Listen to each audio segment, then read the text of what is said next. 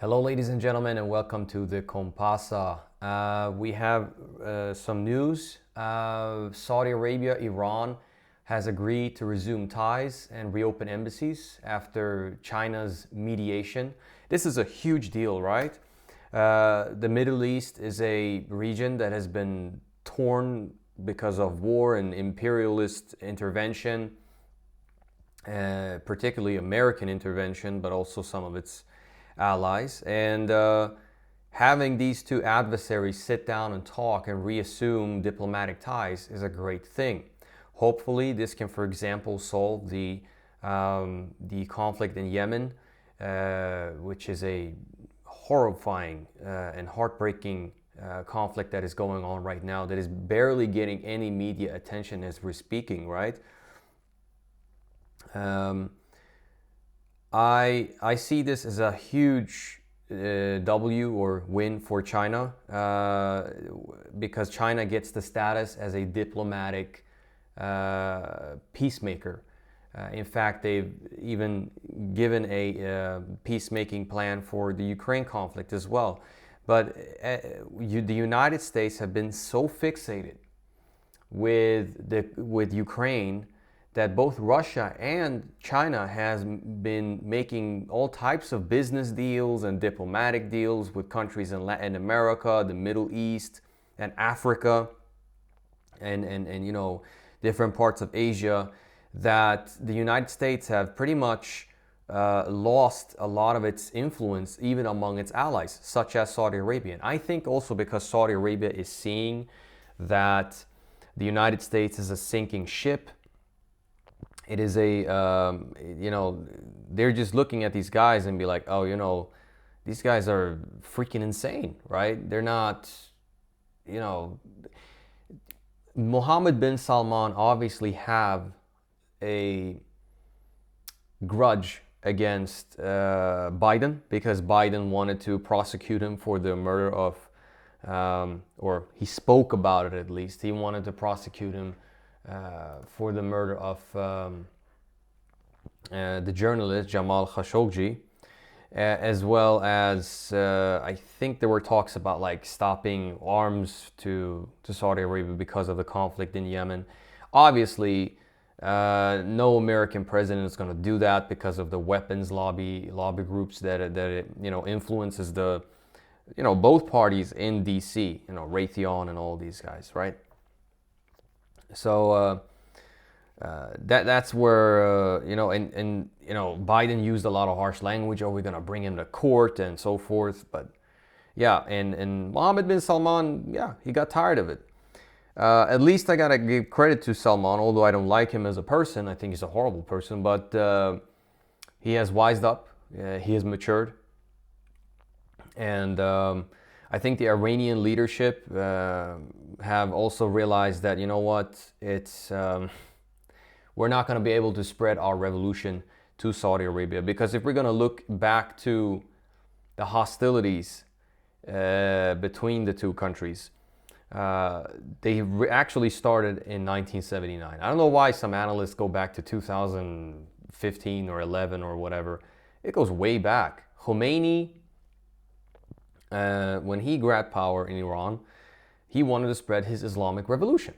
And a lot of the monarchies in the Gulf were terrified, and they viewed Iran as an existential threat, right? And rightfully so.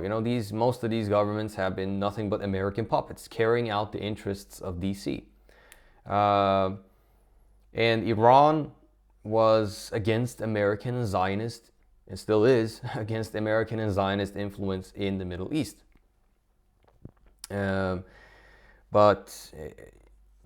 there has been different battlegrounds between the nations.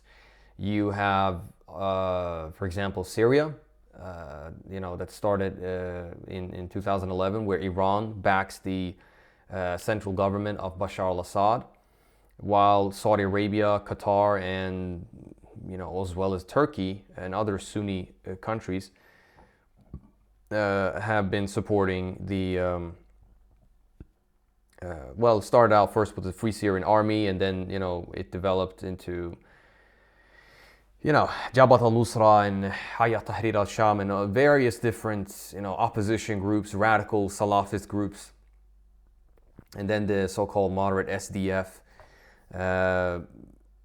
And you also have the war in Yemen. In 2011, if we backtrack again, we have to go to the crisis in Bahrain, where the Saudi monarchy, as well as the Bahraini monarchy, accused Iran for inciting demonstrations in Bahrain, for example. So there has been a long history of constant hostilities back and forth. Now, do I think that things will stabilize? Perhaps. I hope so. To me, it's kind of too early to say. I think that Yemen is a very, very important vocal point here. I think Iran and Saudi Arabia, as well as the Ansarullah movement, who runs Yemen at the moment, they have to have a meeting, sit down, and pretty much come to an agreement. Saudi Arabia should absolutely lift the embargo that is on Yemen right now. It is killing and starving people left and right. If not, then the hostilities will continue. Iran will most likely somehow support the Yemeni authorities in their resistance against Saudi Arabia, which in my opinion is a just cause. And then you have Israel, the Zionist entity that wanted Saudi Arabia to sign the Abraham Accords, just like many other Arab countries have done.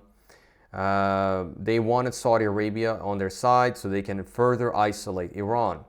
And this is a huge loss for Israel, obviously. So we will see how that relationship will go. I think that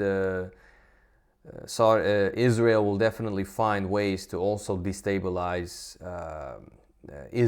Saudi Arabia too. Now, I am curious if the Saudi government is going to stop funding Iran International, which receives its money from the kingdom. I'm also curious if they will stop supporting, for example, certain Baluchi and maybe Kurdish Salafist groupings inside of Iran, as well as some Arab groupings. That will be an interesting thing to see, because if these things continue, then these talks have been for nothing, really. So yeah, I appreciate you guys for watching. This was probably a little shorter video, but I thought it was important news to report on. And I'll see you in the next one. Hit the like button, subscribe, and also click on the notification bell. Salute.